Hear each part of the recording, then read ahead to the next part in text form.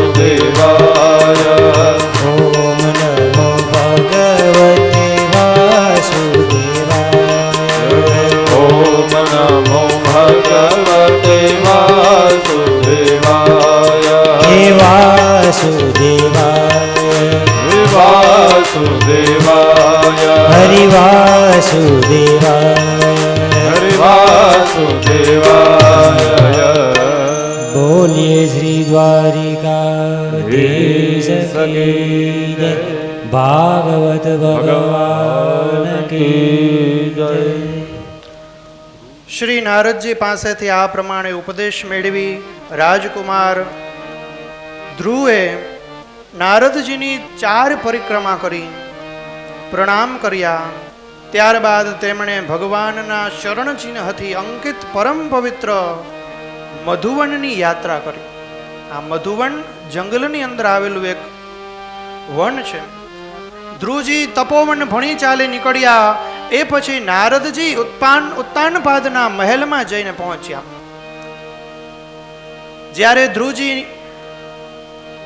જપ કરવા માટે વનની અંદર નીકળી ગયા ત્યારે નારદજી એમના પિતા ઉત્તાનપાદની પાસે આવ્યા અને ઉત્તાનપાદને બધી વાત કરી.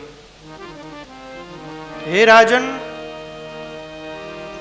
તમે આવું કર્યું એટલા માટે આ બધું થયું. રાજા કહે છે કે મેં શું કર્યું?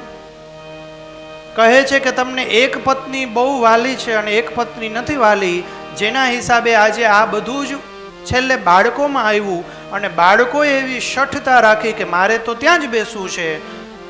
આવું બધું તમારે નહોતું કરવું જોઈતું હતું. હવે અંતે જે થવાનું હતું તે થયું. ભગવાનની લીલા. ધ્રુવજી મહારાજને મધુવનની અંદર જવાનું થયું. એ ત્યાં જપ કરવા માટે, ધ્યાન કરવા માટે નીકળી ગયા છે. આવી દેવર્ષિ નારદજીની વાત સાંભળી અને ઉત્તાનપાદ રાજપાટ પ્રત્યે ઉદાસીન થઈ ગયા કે મારાથી આવું બધું થયું તો હવે મારે આ બધું કંઈ જોઈએ નહીં. જ્યારે રાજા ઉદાસીન થઈ જાય તો પ્રજા પણ ઉદાસીન થઈ જાય. યથા રાજા તથા પ્રજા. જેવા રાજા હોય એવી પ્રજા હોય. નારદજીએ ઘણું સમજાવ્યું કે હે રાજન, તમે રાજા બન્યા એ પૂર્વે તમારી અંદર જે ક્ષમતા હોય એ ક્ષમતાને તમે ધારણ કરી અને એ પ્રમાણે નિરપેક્ષ જીવન જીવવું જોઈએ. પછી પુત્ર, પરિવાર, પત્ની આ બધાની ઈચ્છાઓ તો ઠીક, પણ તમારે એ પણ વિચારવું જોઈએ કે તમારી ફરજ શું છે. હે રાજન, તમારી ફરજથી આ સંસાર ચાલતો હતો. આ તમારું રાજ્ય તમે જેમ કહેતા હતા એવી રીતના રહેતા હતા. તો હવે તમારાથી આવું કૃત્ય થયું જેના હિસાબે આ બધું બન્યું. આ બધું સાંભળી અને ઉત્તાનપાદ તો પોતાના પુત્રની ચિંતા કરવા લાગ્યા કે ધ્રુવજીને શું થતું હશે, તે ક્યાં ગયા હશે, ત્યાં તો ઘણા બધા હિંસક પ્રાણીઓ હશે, શું હશે બધું, એ બધું ચિંતા કરવા લાગ્યા. નારદજીએ કીધું કે હવે ચિંતા કરવાનો કોઈ વિષય નથી. બધાના હવના ભગવાન હોય, બધાનો રામ હોય.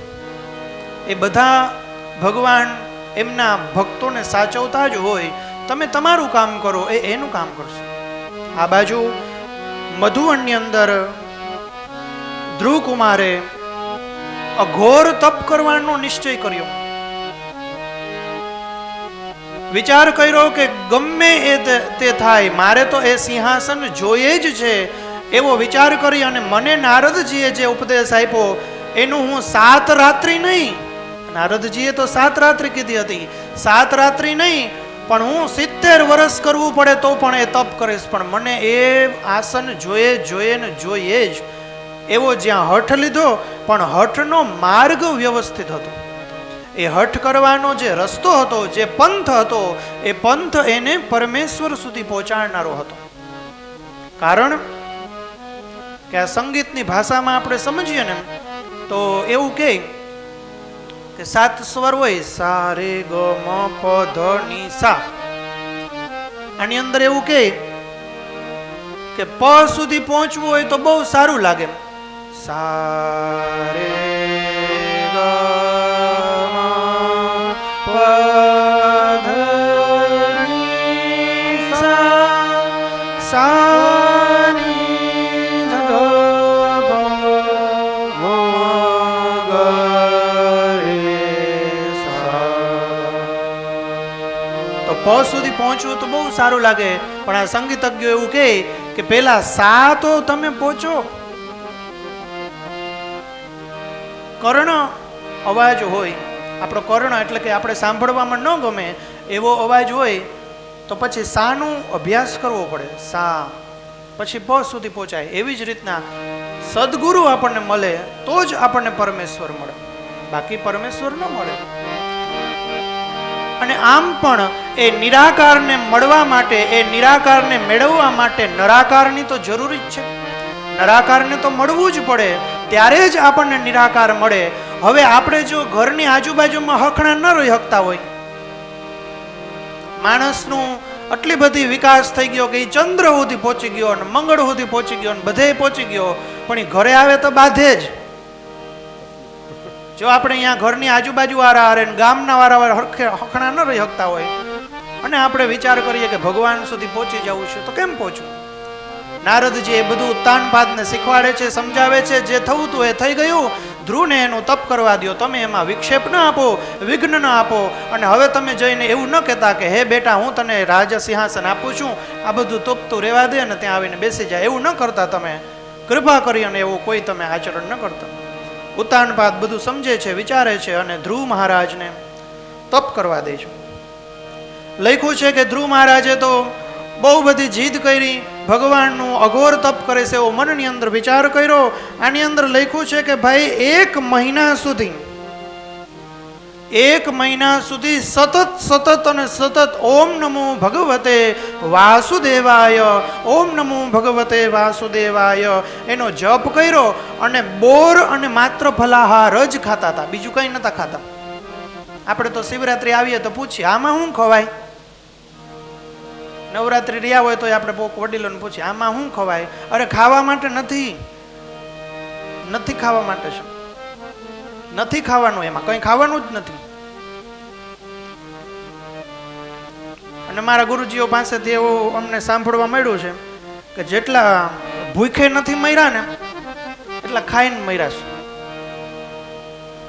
જેટલા છોડીને દુઃખી નથી થયા ને એટલા ભેગું કરીને દુઃખી થયા છે. ઓલો આત્મદેવ મારો દીકરો નથી, દુઃખી થયો. એટલે એક રીતના ઊંડાણપૂર્વક 10 મિનિટ જ ખાલી આંખ બંધ કરીને વિચાર કરીએ ને તો કોઈને તમારી પાસે કે મારી પાસે કે આવીને કોઈને કહેવાની જરૂર જ નથી. આપમેળે જ આપણા અનુભવથી આપણને ખબર પડી જાય કે હું સાચું છે, આમાં દુનિયામાં સાચું હું છે ને એ ખબર પડી જાય. હરેક ઘટના વ્યક્તિ કો ઘટિત કરતી હૈ. આપણે વ્યક્તિ એમને એમ નથી બની જતા. દરેક ઘટનાઓ આપણને ઘડતી હોય ત્યારે આપણે માણસ બનતા હોય. 1 મહિના સુધી ફલાહાર અને બોર ખાઈને ભગવાનનું તપ કર્યું. આગળ તો 2 મહિના બીજા, એના પછીના 2 મહિના 6 દિવસના અંતરે ઘાસ અને પાંદડા જ ખાતા હતા. 6 દિવસના અંતરે 3 મહિના, એના પછીના 3 મહિના 7 દિવસના અંતરે કેવળ જળ પીને ભગવાનનું નામ લેતા હતા. 4 મહિના વાયુ પીને, એટલે કે પવનને સર્પ પીવે, બીજું કોઈ ન પીવે, પવનને પીને 12 દિવસના અંતરે એવી રીતના ભગવાનનું તપ કરતા હતા. 5મો મહિનો 5 મહિના સુધી કેમ રહ્યા? તો કે પોતાના શ્વાસને રોકીને ભગવાનનું તપ કર્યું. ઇન્દ્રિયો, મન બધું જ ભગવાનમાં પોરવી અને ભગવાનનું તપ કર્યું. અને પછી તો એવું બન્યું કે જાણે શ્વાસ રોકી લીધો ને. અને ધ્રુવ મહારાજ તપ કરતા હતા, ઓમ નમો ભગવતે વાસુદેવાય. શ્વાસ રોકીને તપ કરવા માંડ્યા ને તો સંપૂર્ણ ચરાચર સૃષ્ટિના શ્વાસ તભી ગયા, બધાયના શ્વાસ રોકાઈ ગયા. અને ચારેય બાજુ જ્યાં જોવો ત્યાં બધી જ જગ્યાએ એક દિવ્ય તેજ ફેલાઈ ગયું. અને બધી જ જગ્યાએ તેજ માત્ર ને માત્ર ધ્રુવ મહારાજનું હતું. કેનું? તો કે ઓમ નમો ભગવતે વાસુદેવાય. ઓમ નમો ભગવતે વાસુદેવાય. ઓમ નમો ભગવતે વાસુદેવાય. ઓમ નમો ભગવતે વાસુદેવાય. ચરાચર સૃષ્ટિની અંદર આવું તેજ ફેલાઈ ગયું. દેવતાઓ, ગંધર્વો બધા જ લોકો ભેગા થઈ અને બ્રહ્માજીની પાસે ગયા. બ્રહ્માજીએ સાથે લઈ અને વિષ્ણુ ભગવાન પાસે ગયા કે હે પ્રભુ, ચરાચર સૃષ્ટિની અંદર શ્વાસ સ્તંભી ગયો છે. કોઈ વ્યક્તિ શ્વાસ નથી લઈ શકતા. જાણે એક તળાવની અંદરથી માછલીને બહાર કાઢી અને તડફડીને મરી જાય, એવી રીતના ઘણા ઘણા રાક્ષસો તડફડીને મરવા લાગ્યા છે. હે પ્રભુ, તમે કંઈક કરો. પરબ્રહ્મ પરમાત્મા જગતનો નાથ જગન્નાથ ભગવાન વિષ્ણુ કહે છે કે હે દેવતાઓ, તમે ચિંતા ન કરો. ધ્રુવ મહારાજ કરીને એક મારો દીકરો, એક મારો ભક્ત છે, એ મારું ચિંતન કરે છે, મારું મનન કરે છે, જેથી કરી અને આ બધું થયું છે. હમણાં જ થોડાક જ સમયમાં હું એમની પાસે જઈશ અને એને દર્શન આપીશ. પછી પાછું યથાયોગ્ય સૃષ્ટિનો સંચાર થશે. આવું કહી ત્યારબાદ વિરાટ સ્વરૂપ ભગવાન ગરુડ પર આરૂઢ થઈ અને પોતાના ભક્તને જોવા માટે મધુવનમાં આવે છે. બોલીએ શ્રી લક્ષ્મીનારાયણ ભગવાન કી જય. તે સમયે ધ્રુવજી તીવ્ર યોગાભ્યાસથી એકાગ્ર થઈ અને બુદ્ધિને ભગવાનની અંદર જોડી અને જાણે એવી રીતના તપ કરે છે કે મોટા મોટા વાવાઝોડા આવતા હોય, વીજળીના ચમકારા બોલતા હોય, એવી જ રીતના ઓમ નમો ભગવતે વાસુદેવાયના નામનો જપ સંભળાય છે.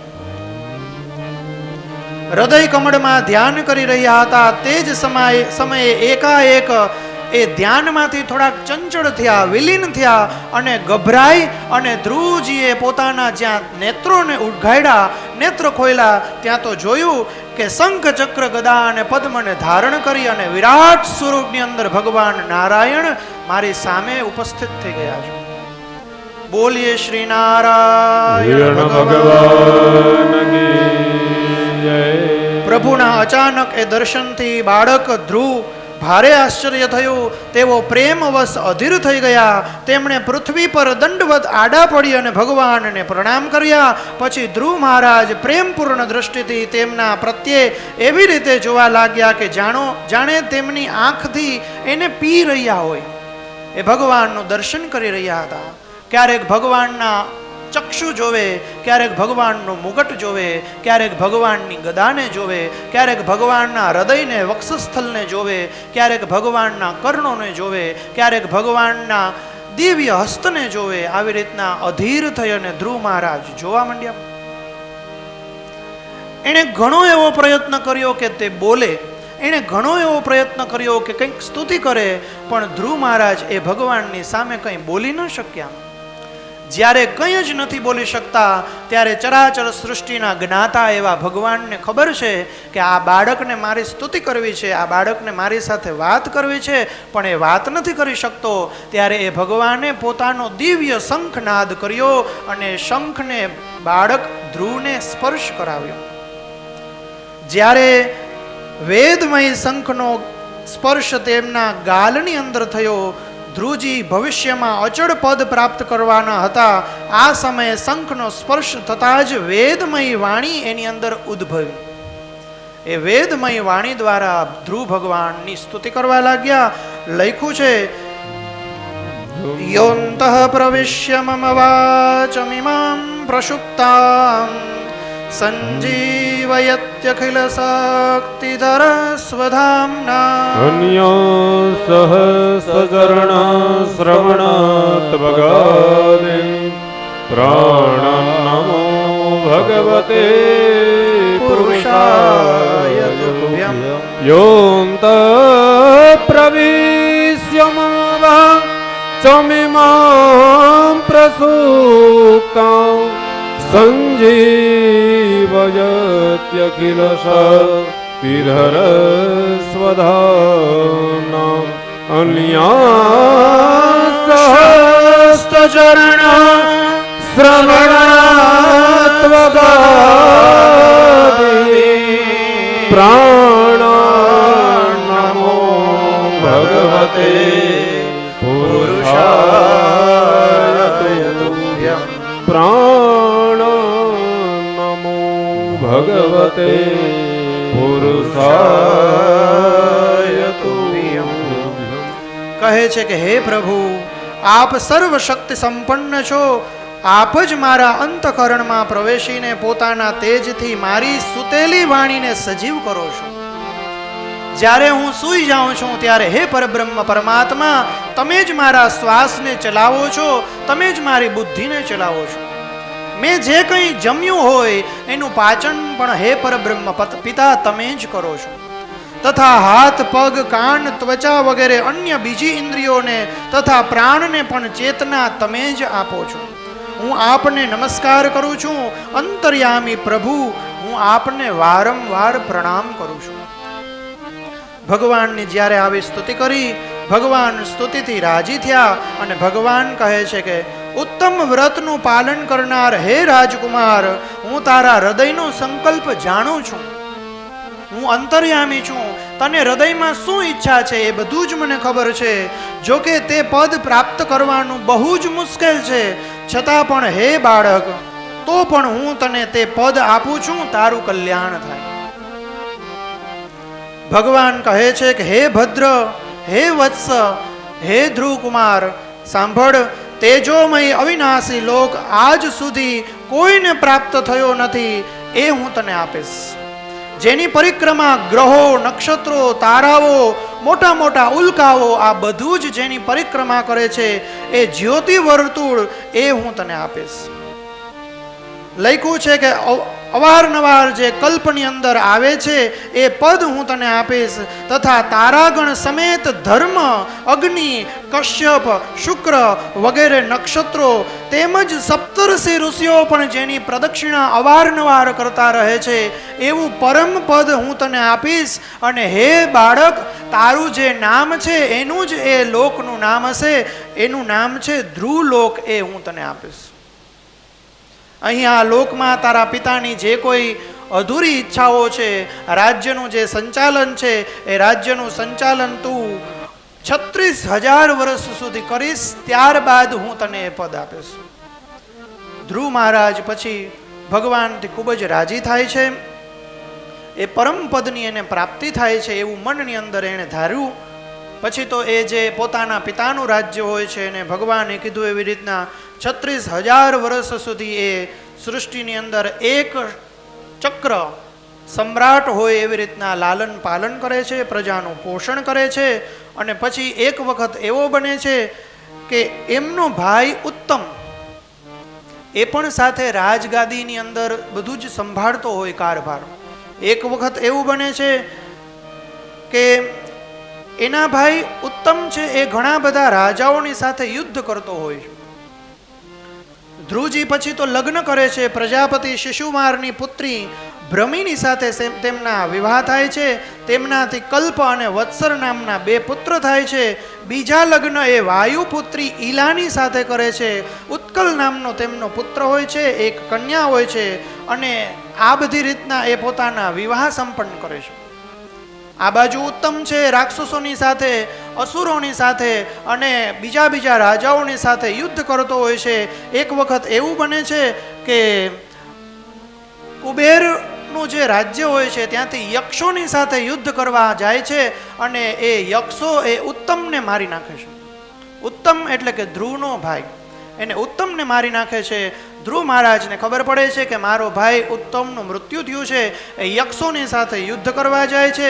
યક્ષોની સાથે ધ્રુવ મહારાજ બહુ ઘનિષ્ઠ યુદ્ધ કરે છે, ભીષણ યુદ્ધ કરે છે.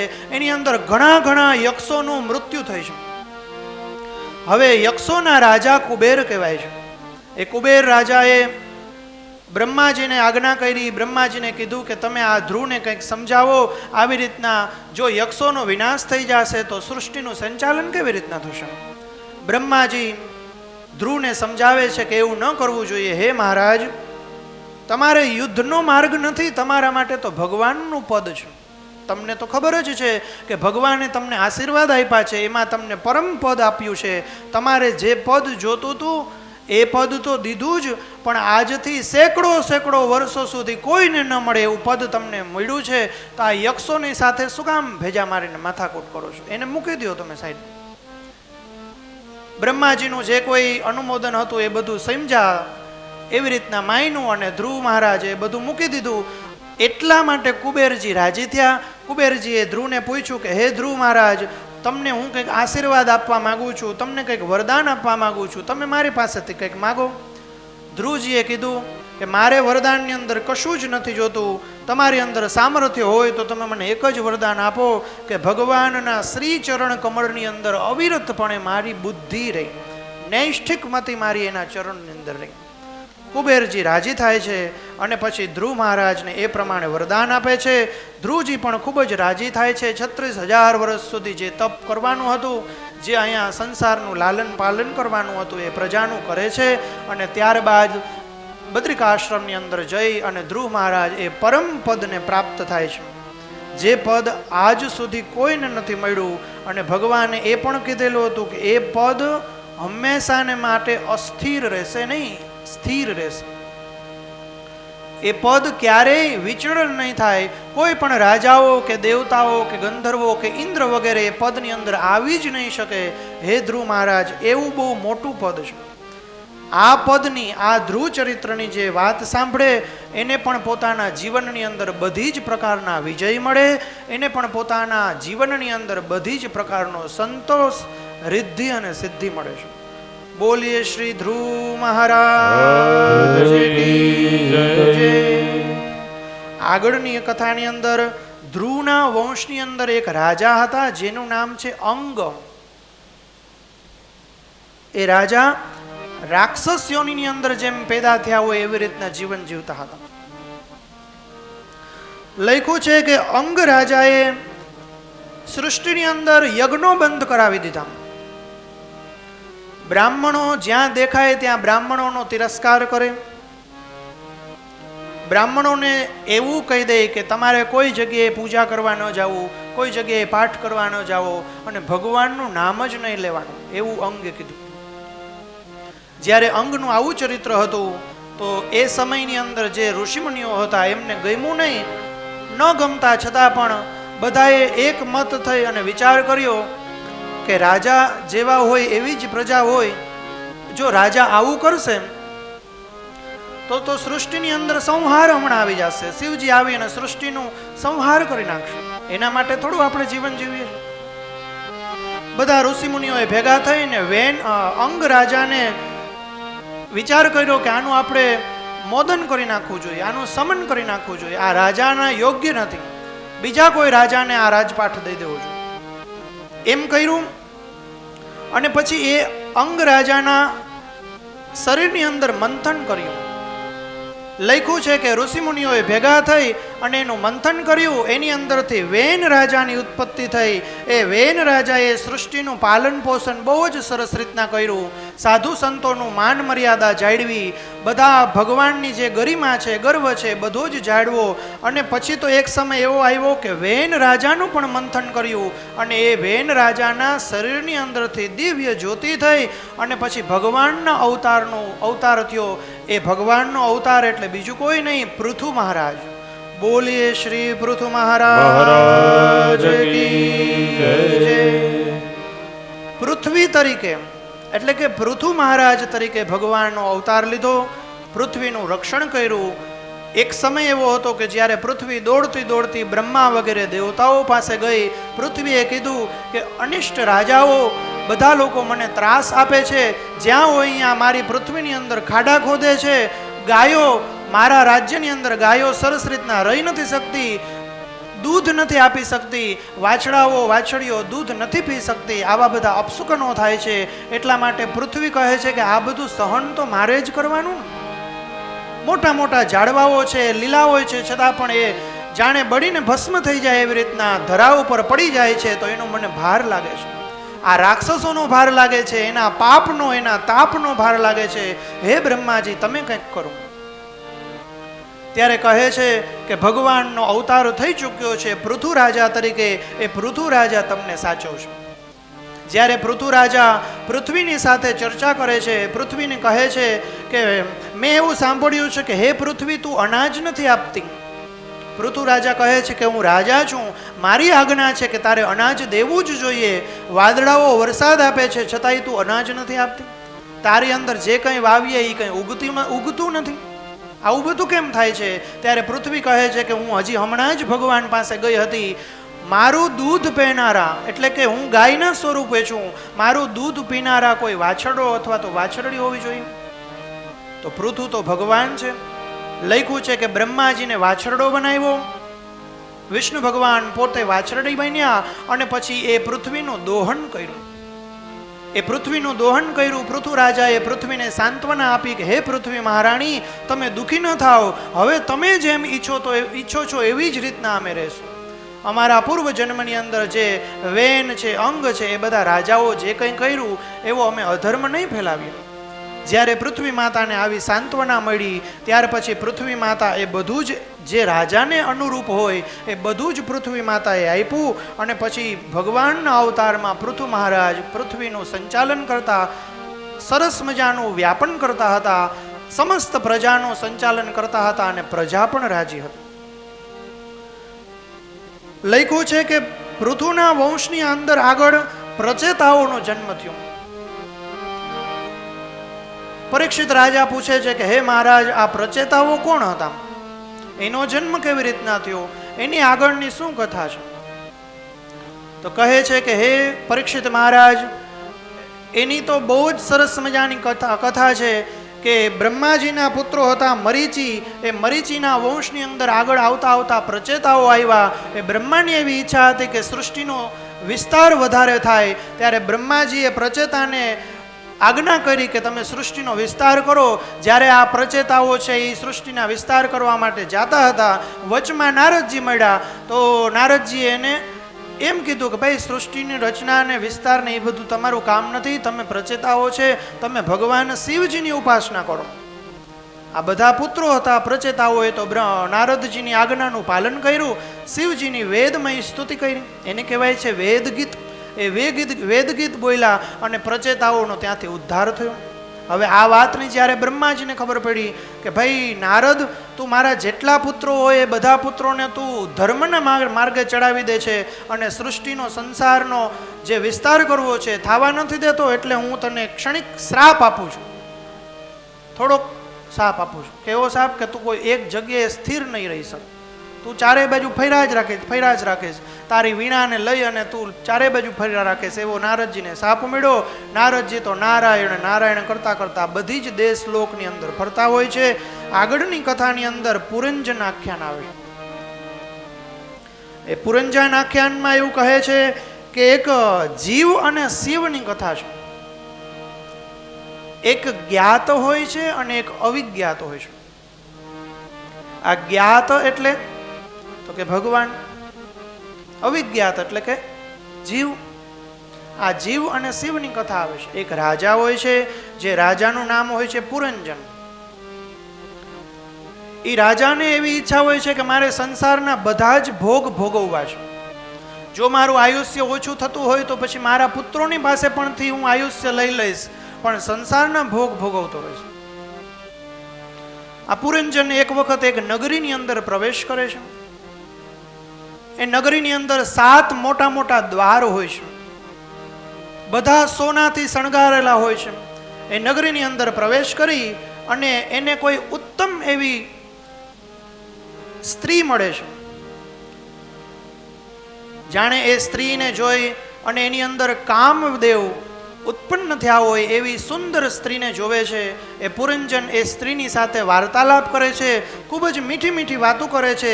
એ સ્ત્રીને પોતાની વાતમાં લઈ આવે છે અને સ્ત્રીની સાથે લગ્ન કરે છે. એ સ્ત્રીની સાથે પુરંજન ઘણા બધા ભોગ ભોગવે છે, બહુ બધા ભોગ ભોગવે છે. અને એક સમય એવો આવે છે કે જ્યારે પુરંજનનું આયુષ્ય પૂરું થાય છે એવું લાગતું હોય ત્યારે એના પુત્રોની પાસેથી આયુષ્ય લે છે અને એ સ્ત્રીની સાથે ભોગ ભોગવે છે. એ ભોગ ભોગવવાની અંદર એટલો બધો એ રાજા મશગુલ થઈ જાય છે કે જાણે ભગવાનને તો ભૂલી જ જાય છે. પછી એક સમય એવો આવે છે કે એને જ્વરા નામની બીમારી થાય, એટલે કે તાવ નામની બીમારી થાય છે. એ પુરંજનના આંખની અંદર દેખાતું ઓછું થઈ જાય છે. જ્યારે રાજા નબળો પડે ત્યારે આજુબાજુના બીજા રાજાઓ છે એની ઉપર ચડાઈ કરે.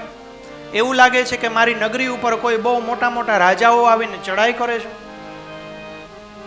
બધાની સાથે બાંધવા જાય છે. ક્યારેક આ નગરથી કોકની હારે બાંધે, ક્યારેક આ દરવાજાથી કોકની હારે બાંધવા જાય, કોક દીક ઓલા દરવાજાથી બધી જગ્યાએ બાંધવા જાય, પણ કોઈ જગ્યાએ પહોંચી નથી શકતો. રાક્ષસો અને મોટા મોટા રાજાઓ આવી અને એની પત્નીની પણ ચોરી કરી જાય છે, એનું પણ હરણ કરી જાય છે. એની પત્ની પુરંજનને ખૂબ જ પ્રેમ કરતી હોય છે, છતાં પણ ત્યાંથી વહી જાય છે.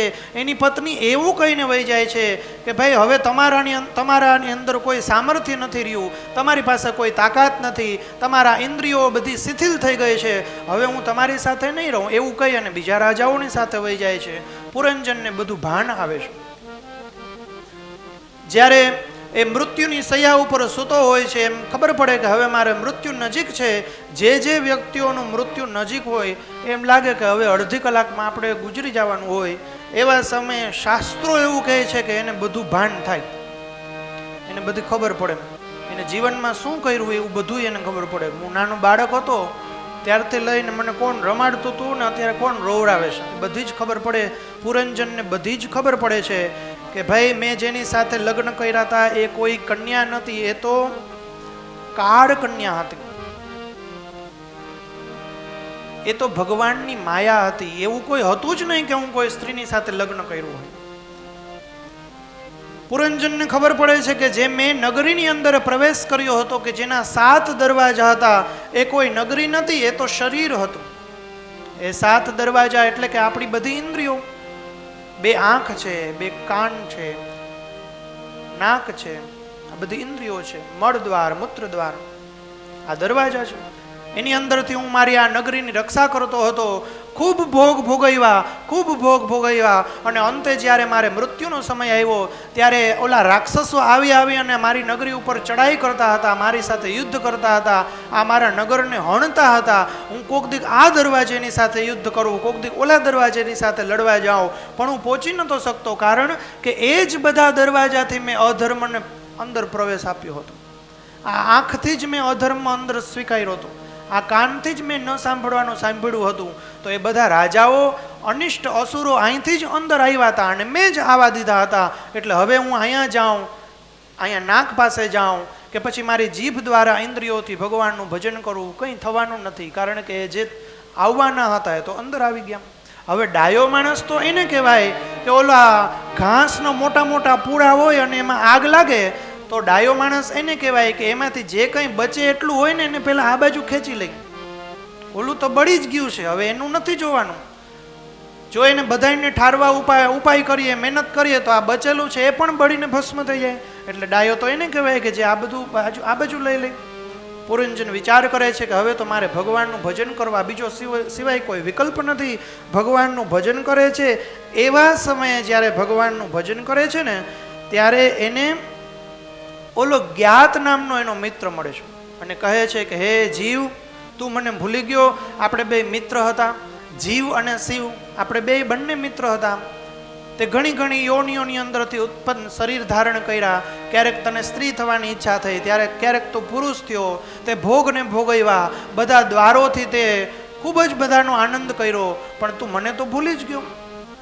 આપણે એક સમય નક્કી કરેલું હતું કે આપણે આ જીવન પર્યંત સાથે રહેશું, જીવ અને શિવ સાથે જ હોય અને સાથે જ રહેવાનું હોય એવું આપણે નક્કી કરેલું હતું, છતાં પણ પુરંજન તું તો ભૂલી ગયું. એવી રીતના પુરંજન આખ્યાનની અંદર ભગવાન એને બધું સમજાવે છે. પુરંજન બધું સમજે છે. બીજા આવનારા જે એના જન્મ છે એની અંદર એવું સ્વીકાર કરે છે કે હવે તો હું ભગવાનનું જ નામ લઈશ અને ભગવાનની જ સેવા કરીશ, વિષ્ણુ ભગવાનનું નામ લઈશ, વિષ્ણુ ભગવાનના જે કોઈ કથા અને લીલા હશે એ જ સાંભળીશ. આવી રીતના પુરંજન આખ્યાન સંભળાવે છે. પછી તો નારદજી ને જે સાપ મળ્યો હતો એના પછી બ્રહ્માજી, મરીચી વગેરે જે બીજા સંતાનો થાય છે એ નારદજી સમજી ગયા કે હવે આ સૃષ્ટિનો વિસ્તાર કરવાનો છે, એટલે હવે મારે કોઈ બીજા બાળકોને ભગવાનને અભિમુખ નથી કરવા, હવે જે કરતા હોય એવી રીતના કરવા દેવું છે. એવા સમયે પરીક્ષિત રાજા, નારદજી, આ બધા લોકો ભગવાનની કથા લીલા સાંભળતા હોય અને એકબીજાને પ્રશ્ન પૂછતા હોય. તો રાજા પ્રશ્ન પૂછે છે કે હે મહારાજ, તમે મને ઉત્તાનપાદના વંશનું વર્ણન કર્યું. હવે તમે મને જે બીજો પુત્ર છે એનું શું નામ છે, એના વંશની અંદર કયા કયા રાજાઓ થયા, શું શું ભગવાન લીલા કરી, એ બધું તમે મને જણાવો. તો 5મા સ્કંદની અંદર પ્રિયવ્રત રાજાનું ચરિત્ર આવશે, આગ્નિદ્ર રાજાનું ચરિત્ર આવશે. એ આપણે થોડુંક જલપાન, થોડુંક જમી ભોજન કરી લીધા પછી આપણે ભજન કરશું. એટલે એ આપણે બીજા સત્રની અંદર, અપરાહ્ન સત્રની અંદર એ આપણે 5મા સ્કંદની પ્રિયવ્રત રાજાની જે કોઈ કથાઓ છે, ભગવાનની મહિમા છે, એને સાંભળશું. આપણે આ કથાને અહીંયા જ અલ્પ વિરામ આપીએ. 1-2 મિનિટ માટે સંકીર્તન કરી અને કથાને અહીંયા અલ્પ વિરામ આપીએ. હરિ ઓમ. શ્રી કૃષ્ણ ગોવિંદ હરે મોરારે, હે નાથ નારાયણ વાસુદેવા. શ્રી કૃષ્ણ ગોવિંદ હરે મુરારે, હે નાથ નારાયણ વાસુદેવા. શ્રી કૃષ્ણ ગોવિંદ હરે મોરારે, હે નાથ નારાયણ વાસુદેવા. શ્રી કૃષ્ણ ગોવિંદ હરે મુરારે, હે નાથ નારાયણ વાસુદેવા. પિત માત સ્વામી સખા હમારે, પિતૃઆત સ્વામી સખા હમારે. પિત માત સ્વામી સખા હમારે, પિતૃઆત સ્વામી સખા હમારે. હે નાથ નારાયણ વાસુદેવા. હે નાથ નારાયણ વાસુદેવા. શ્રી કૃષ્ણ ગોવિંદ હરે મોરારે, હે નાથ નારાયણ વાસુદેવા. શ્રી કૃષ્ણ ગોવિંદ હરે મુરારે, હે નાથ નારાયણ વાસુદેવા. गोकुल में मथुरा में चमके गोकुल के तारे, मथुरा में जम के गोकुल में तारे. मथुरा में चमके गोकुल के तारे, मथुरा में जम के गोकुल के तारे. मथुरा में चमके गोकुल के तारे, मथुरा में जम के गोकुल के तारे. हे नाथ नारायण वासुदेवा. हे नाथ नारायण वासुदेवा. श्री कृष्ण गोविंद हरे मोरारे, हे नाथ नारायण वासुदेवा. श्री कृष्ण गोविंद हरे मुरारे, हे नाथ नारायण वासुदेवा. श्री कृष्ण गोविंद हरे मोरारे, हे नाथ नारायण वासुदेवा. श्री कृष्ण गोविंद हरे मुरारे, हे नाथ नारायण वासुदेवा.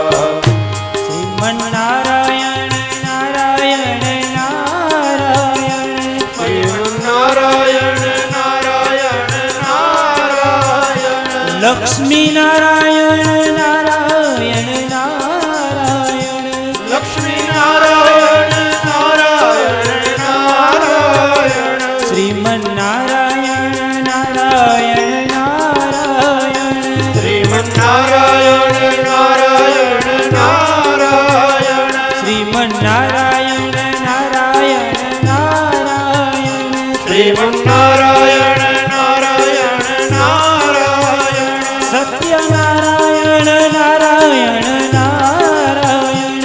સત્ય નારાયણ નારાયણ નારાયણ સૂર્ય નારાયણ નારાયણ નારાયણ સૂર્ય નારાયણ નારાયણ નારાયણ સૂર્ય નારાયણ નારાયણ નારાયણ સૂર્ય નારાયણ નારાયણ નારાયણ વેદ નારાયણ નારાયણ નારાયણ વેદ નારાયણ નારાયણ નારાયણ વેદ નારાયણ નારાયણ નારાયણ વેદ નારાયણ નારાયણ નારાયણ આદિ નારાયણ નારાયણ નારાયણ આદિ નારાયણ નારાયણ નારાયણ આદિ નારાયણ નારાયણ નારાયણ આદિ નારાયણ નારાયણ નારાયણ સત્ય નારાયણ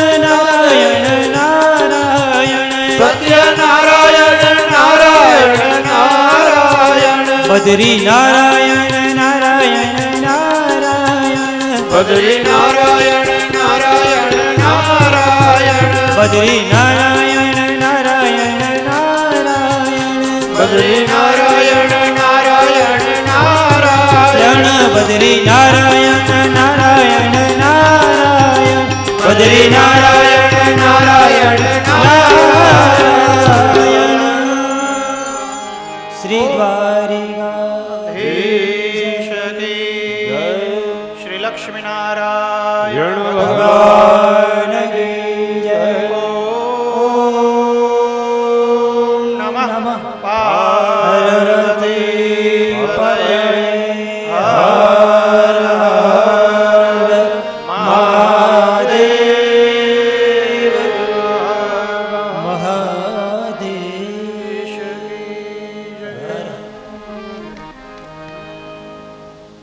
જય શ્રી કૃષ્ણ. જોશી પરિવારની શ્રીમદ ભાગવત સપ્તાહ જ્ઞાન યજ્ઞની અંદર બપોર પછીનું સત્ર આપણે 3 વાગે શરૂ થશે. એ પહેલાં જે કંઈ પણ ભક્તજનો છે જે આવ્યા છે એ જોશી પરિવારનો એવો આગ્રહ છે કે બધાય પ્રસાદી લઈ અને પછી જાય. સાંજે મળીએ 3 વાગ્યે બપોર પછીના સત્રમાં. જય શ્રી કૃષ્ણ.